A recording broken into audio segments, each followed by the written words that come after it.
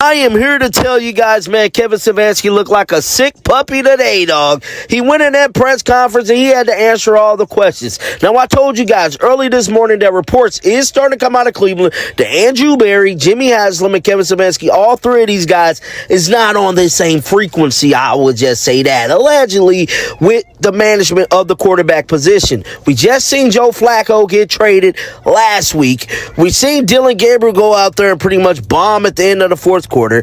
Now, Kevin Stefanski earlier this week had refused to give us an update on Shedeur Sanders. Well, I'm here to tell you, many people in the media was talking about him, pretty much saying, dude, why is it taking you so long just to name Shedeur? Don't skip a single second of this video. And if this story touches your heart, give it a like, subscribe to the channel, and let us know in the comments. Where are you watching from? Let's begin. Man, let's call it like it is. What we just watched in Cleveland wasn't a press conference. It was a hostage video.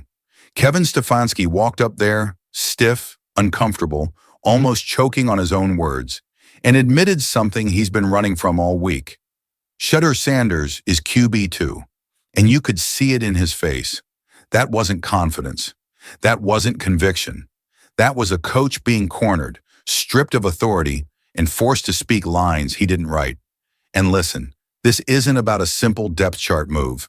This isn't about naming a backup quarterback. This is about power. This is about a head coach who just got publicly exposed as a man no longer calling the shots. Think about how embarrassing that is. The most basic decision in football, who's next man up if the starter goes down, wasn't even his to make.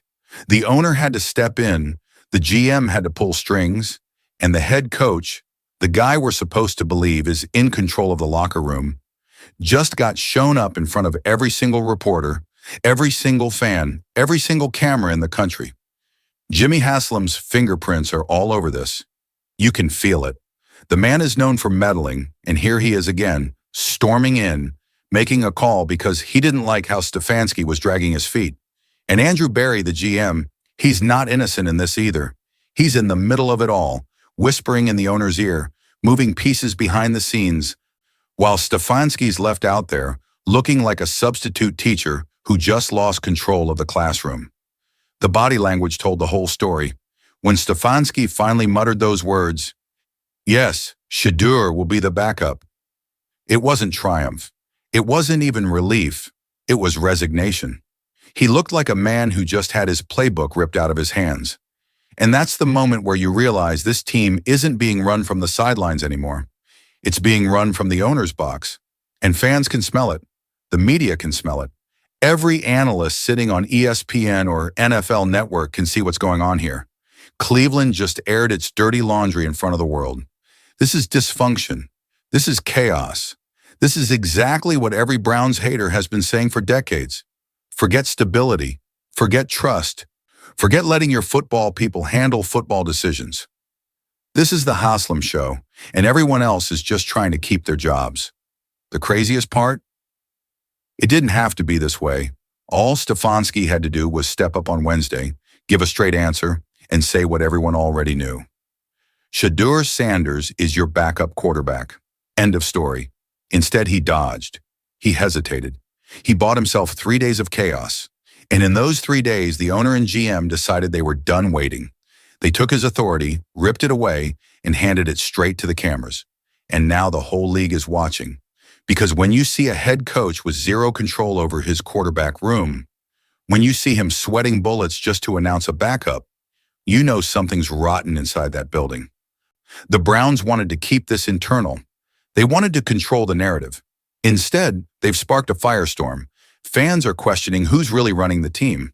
Players are looking around wondering who they can actually trust. And other coaches? Other coaches are smelling blood. They see a man weakened. They see an organization eating itself alive. This isn't just Cleveland being Cleveland. This is a bombshell. This is the kind of moment that fractures a season before it even begins. And if you think I'm being dramatic, just wait. Because the fallout from this press conference is only getting started. Let's talk about the man in the middle of all this chaos, Shedeur Sanders. Because make no mistake, this isn't just some rookie stepping into a backup role. This is the son of Deion Sanders. The kid with more eyes on him than maybe any rookie quarterback in the league right now. And the second Kevin Stefanski finally admitted he's QB2, the pressure dial turned all the way up. On paper, it looks simple. Dylan Gabriel is the starter, Shedeur is the backup. But anybody who follows this game knows paper doesn't mean a damn thing once the season gets messy. And Cleveland's season, it's already messy. Joe Flacco just got shipped out in the dead of night. Gone, no warning, no veteran safety net left behind. That wasn't just a trade, that was a message. A message that this team is moving forward and moving forward fast. And who's next in line? Shedeur Sanders. Now let's be real, fans don't care about patience. They don't care about development timelines or learning curves. What fans care about is winning. What fans care about is hope. And right now in Cleveland, Shedeur Sanders is hope. Dylan Gabriel struggled late against Pittsburgh, and immediately the buzz started.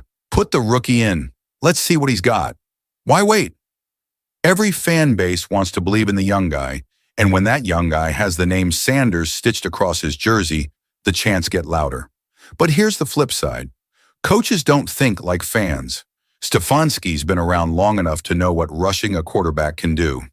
We've seen it time and time again. Rookies thrown into the fire too soon, confidence shattered, careers derailed before they even start. That's what Stefanski has been clinging to.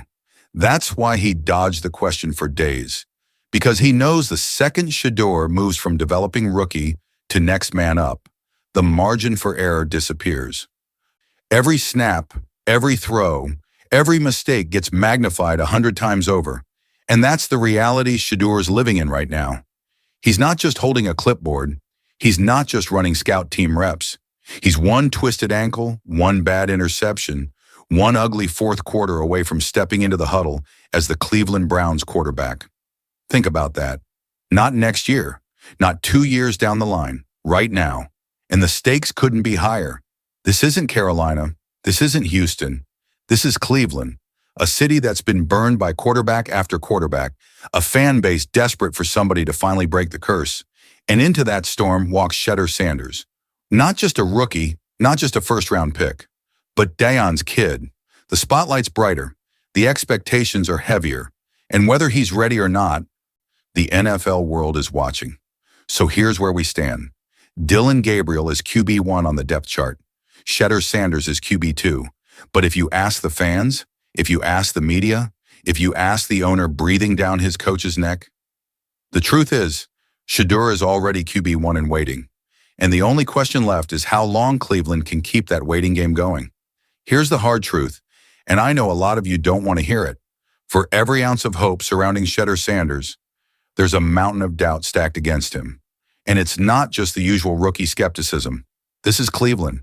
This is the NFL's quarterback graveyard. And if you've been watching football for more than a minute, you know what that means. Let's rewind the tape for a second. Since 1999, the Browns have cycled through more quarterbacks than most franchises even draft in a lifetime. Tim Couch, Brady Quinn, Colt McCoy, Johnny Manziel, Deshaun Kaiser, Baker Mayfield, the list goes on and on. Some had talent, some had hype. All of them? Gone. And every single time the same pattern repeats. The city buys in, the fan base rallies, and within a couple of seasons, sometimes just a couple of games, it all collapses. That history isn't just hanging in the background. It's sitting right on Shedeur's shoulders. And then you look at the situation he's walking into. This isn't a cushy landing spot like Patrick Mahomes had in Kansas City, sitting behind Alex Smith with a Hall of Fame coach drawing up the perfect blueprint. No, this is Cleveland, where the offensive line has been shaky, the wide receiver room is banged up, and the play calling has been criticized all year long. Add to that a coaching staff split down the middle, with Kevin Stefanski fighting just to keep his own authority, and tell me honestly, does this sound like the kind of place you'd want to drop a rookie quarterback into? That's what the critics are saying. They're not questioning Shedeur's raw talent. Everyone knows the arm is there, the accuracy is there, the composure is there. What they're questioning is whether Cleveland can give him the support system he needs. Because we've seen this movie too many times. A young quarterback with all the tools gets thrown into chaos, takes too many hits, loses confidence, and before long, he's branded a bust. And don't think the national media isn't circling like vultures. Every analyst has the same question lined up. Is Shedeur really NFL ready? Can he handle the speed, the physicality, the disguise-heavy defenses? Or is this just another hype story that crashes the moment the rookie pads go on? And because his name is Sanders, because he's Deion's son, the scrutiny is magnified. One bad quarter and the headlines will be brutal. One ugly interception and Twitter will explode with, "I told you so." This is the heavy reality. Shedeur doesn't just have to prove he belongs, he has to prove he can rise above an organization that's been failing quarterbacks for decades. He has to silence the critics who are already sharpening their knives. And the truth is, if he stumbles even once, the city of Cleveland isn't going to give him the benefit of the doubt. They've been hurt too many times. They've seen this script before, and the weight of all those broken promises is now pressing down on him. The question is, does Shedeur collapse under that weight, or does he find a way to turn it into fuel? Now let's flip the script, because here's the part nobody can deny. Shedeur Sanders might actually be the one guy built to thrive in this exact kind of storm. All the chaos, all the noise, all the pressure.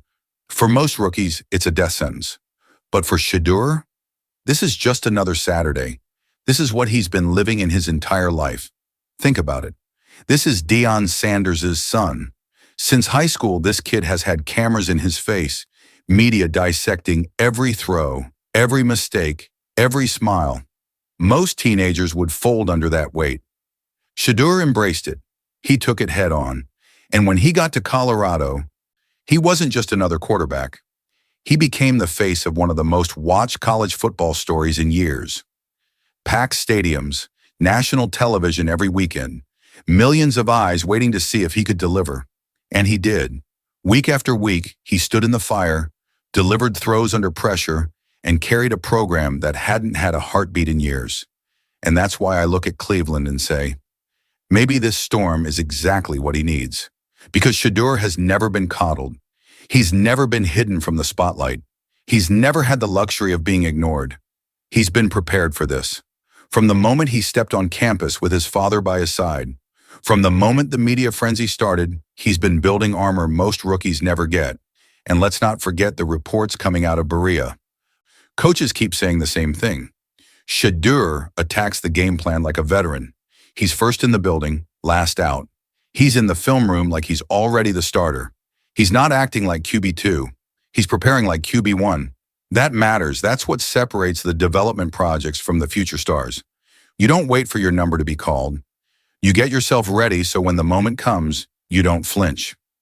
I know the critics want to act like he's fragile, like the NFL stage will overwhelm him. But let me remind you, Shedeur has already shown us he can handle pressure. Remember that Colorado State game? Double overtime, battered and bruised, and he led a 98-yard drive to save the season. That's poise. That's mental toughness. That's the same DNA he's bringing into Cleveland. This isn't about throwing a rookie into chaos. This is about putting a competitor into the arena he's been training for since he could hold a football. And when you look at the way he carries himself, calm, composed, confident, you can't help but believe he's wired differently. So yeah, the situation is messy. The Browns are fractured. The O-line isn't perfect. The coaching staff is shaky. But Shedeur has never needed perfect. He's always played with noise swirling around him, and every time he's found a way to rise. That's what gives me hope. That's what should give every Cleveland fan hope. Because this doesn't feel like another rookie thrown into the fire. This feels like a player who's been forged in fire and might just be ready to turn all that chaos into his breakout moment. Here's where it all comes together. Because let's be honest, Shedeur Sanders being named QB2 isn't just a line on a depth chart. It's a warning shot. It's a signal that the door's cracking open, and once that door opens, there's no going back. It's not if, it's when. It's not if Dylan Gabriel stumbles in the fourth quarter. It's not if this Browns offense sputters under pressure. It's when that moment comes and the city of Cleveland turns its eyes to the rookie. Because that moment always comes. It might be an injury. It might be a pick six. It might be an owner leaning down from the press box and saying, I've seen enough. But one way or another, Shedeur Sanders is going to step onto that field. And when he does, it won't just be another substitution. It'll be a shift, a pivot, a franchise-altering moment. Think about it. The Browns haven't had a quarterback fans could believe in since Baker's brief spark. And even that fizzled out. Decades of searching, decades of heartbreak, decades of the same old story. And now you've got Shedeur, a player who combines pedigree, poise, and playmaking in a way this team hasn't seen in years. The second he takes a real snap, the entire conversation changes. Suddenly, it's not about dysfunction or infighting. It's about possibility. It's about belief. And that's the thing about quarterbacks with it. You know it when you see it. Jalen Hurts had it when Philly doubted him. C.J. Stroud showed it instantly in Houston. And Shedeur? He's got that same aura. Calm in chaos, swagger under pressure, the kind of presence that makes teammates play harder and fans believe louder. So here's my prediction. This moment we're in right now, this awkward press conference, this forced admission from Kevin Stefanski, we're going to look back at it as the turning point. The night the Browns finally acknowledged what everyone could see coming. Shedeur Sanders isn't just QB2, he's the future. He's the guy fans are going to rally around, whether the coaching staff likes it or not. And when he finally steps on that field, whether it's this Sunday, Week 12, or next season, you're going to feel it. The energy in the stadium will shift. The offense will look different. The narrative will flip from same old Browns to maybe this is the guy who finally changes everything. It's not going to be perfect. It never is with rookies. There will be mistakes. There will be growing pains. There will be moments where the critics scream louder than the believers. But here's the difference. For the first time in a long time, Cleveland has a quarterback worth believing in. A quarterback who can carry not just a playbook, not just a roster, but the weight of an entire franchise's hope. So buckle up, Browns fans, because whether you're ready or not, the Shedeur Sanders era is coming. And when it does, the NFL is going to feel it.